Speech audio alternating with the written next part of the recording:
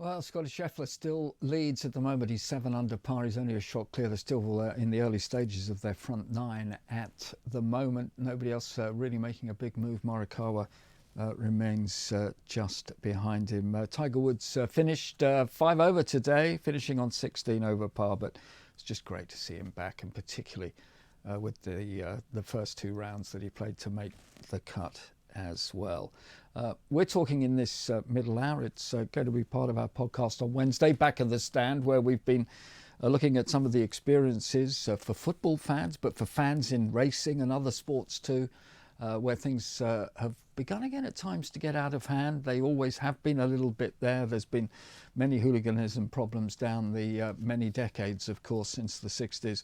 Of course, football and bad behaviour, there's nothing new. You can go back right the way back to the 14th and 15th centuries to find out when villages took on each other with a football in the middle of it, but was just used for a good old punch-up between friends and enemies. But just at a stage now where there are very different parts to this whole discussion, and where we are really after what happened on the coming out of COVID, and now some of the other behaviour that is beginning to come back into not just our game of football but elsewhere. Theo Delaney, the Spurs show and life goals, is a man as a Spurs fan who's has probably seen most things too, and Craig Beasley up the cherries in all departments too. Important parts to play in this discussion along with myself. We talk about all of this, and I don't want to get too heavy on it. I mean, I like to do it, but I mean, you know, for addictions can be part of lots of people's habits. For me, it was gambling, and I'm one day at a time, 15 years down the road without a bet, and that's something that I'm very proud of, even something that I have to think about every day to make sure it doesn't happen. Drugs were never my thing.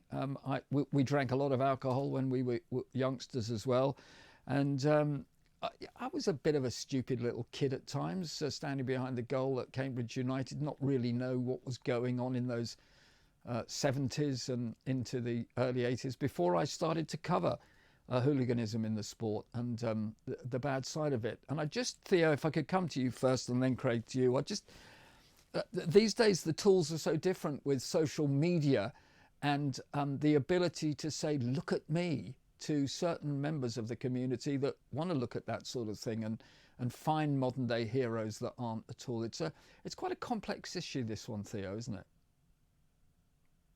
Yeah, as you say, it's always been there. We all remember. I mean, I'm old enough. Well, I started going to football in the 70s, and in the 70s and 80s, the hooliganism, the violence was absolutely incredible. When we look back now, if you look at some of those vintage documentaries, it was incredible. And I've read a few books about it as well, and that was, in terms of sheer violence, that was a lot worse. But as you say, the actual problem has never gone away. It's manifested itself in different ways. And now with social media and also this prevalence of cocaine in particular, it's a different kind of a thing. I mean, we should be pleased, of course, that we're no longer having to be in proximity to violence, because it's a lot less dangerous. I'm not saying there isn't any violence, by the way. There certainly is violence away from the grounds and organised fighting and things like that. But there doesn't seem to be much violence in the grounds. But that's not to say that there isn't unpleasant behaviour in the grounds. There is, and that's something that I think we'd all like to address. And I certainly think that cocaine is one of the things that fuels it. And as you say, social media tends to get people egging each other on. And nowadays, as we know, all week people are winding each other up and that kind of bad. I always used to think that what made me laugh about football, because football's, we love football, don't we? We're immersed in football and we love it for so many reasons. But I always had this theory that one of the reasons we love it is it's funny. Yeah. And one of the reasons it's funny, because you go to a football match and you're going to laugh at some things. And one of the reasons I've always thought it's so funny is that grown men mostly go and act like tiny children for a couple of hours, both on the pitch and off it. Yeah. So off the pitch, we're all saying things that we know are completely untrue, completely irrational. We're more or less singing nursery rhymes when you think about it, very simplistic rhyming sort of chants. Yeah. And on the pitch, you've got players blatantly cheating in front of big audiences and having a go at the ref like toddlers. And so it's always happened. And now you know, the tools, as you say, are different. That, you know, the Yeah, drug is different. It used to be only alcohol. Alcohol still plays a big part, and as we sure. know, alcohol can fuel bad behavior. Cocaine definitely fuels bad behavior. I know that for certain. And you know, Yeah. it's something It, that those of us who have grown out of bad behavior, you know, would well, rather not be near to. Yeah. I mean, on social media, Craig, as well. I mean, there are many very difficult things to understand. But as Theo was saying, I've always found that there's a real humour about fans as well. There's a very sharp humour at times, but there's laugh out loud moments still in the right way, and yet there is now even more sinister undercurrents. I think that's fair to say. Yeah, completely agree with that. There is, friendly banter between sets of fans.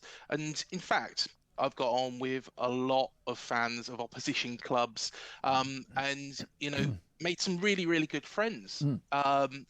You know, I'm I've got to be honest, we're quite lucky at AFC Bournemouth that we don't have any of those issues in the ground, Mm-hmm. because it was terrible what we saw at Euro 2020. And of course, the aftermath on Twitter, or what it's called NetX now, Mm. aiming abuse at those players who were brave enough to take a penalty in the biggest match ever. But when you look at also what happens during the week, like you say, Mark, I've had, and I run a small channel as I view it. We're a Mm-hmm. small football club, small channel. I've had tons of, issues in the past with our own fans. One is currently going through the police at the moment. And it's where somebody has made a set of 5 videos which have been completely and utterly abusive, slanderous, a defamation of character. I've had in the past as well where one individual decided to rip a picture of me and my daughter and put it as his profile picture for a while, which everybody will say should only be used by the mother and the father of their own children. Mm-hmm. It seems like a lot of it has moved on to platforms like Facebook, not so much Facebook, but especially Twitter X, where some of the stuff that you see on there is absolutely abhorrent. And unfortunately, and I'm going to say it out and put it out there, there is people, and unfortunately, a former professional in the form of Joey Barton, who is actually fueling that against Mm-hmm. other fans of other clubs. Of course, his abuse of female footballers and female pundits is abhorrent. And of course, Mark Housey also spoke earlier on Mm. about the abuse that Rebecca Welsh, Yeah. the first female referee in the top flight, has been suffering, from the Mm. Huddersfield Town fans. I think, again, it's absolutely disgusting because a referee should be viewed as a referee. It should not, gender should not come into it. And Rebecca Welsh actually refereed our cup game against QPR. And I'll tell you what, fantastic she was in that match. Unfortunately, social media platforms, Twitter, Facebook, Mm. Instagram as well. They need to clamp down on this because it will spill over into the stands and it will get worse and worse and worse. And it's not even opposition fans, it's fans of the same club doing it to each other. Yeah, look, you make some very good points on that, Theo. I mean, there is this sort of fine balance, isn't there, of humour and then people going too far in different ways and then expressing and internalising anger that perhaps they kept to themselves, or as we know, there was a domestic violence. People used that, particularly, after big matches where husbands would go back and not be particularly great with their families and everything, and take it out on themselves and what have you. All of this is very much part of the social scene of all of this. But with this extra sort of X and others spurring certain people on, it's sinister.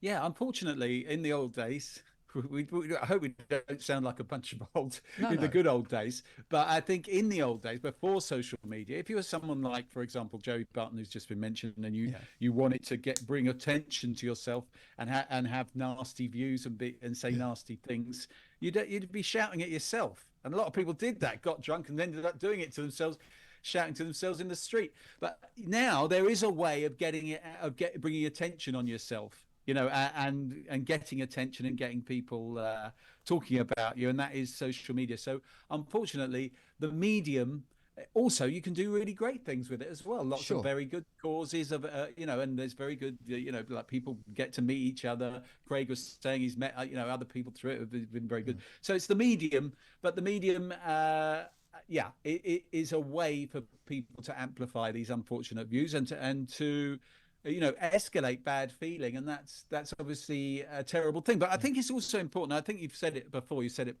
earlier, to say that it's not really football's problem. This is a problem that is wider than football, isn't it? It's that is suffering because of this.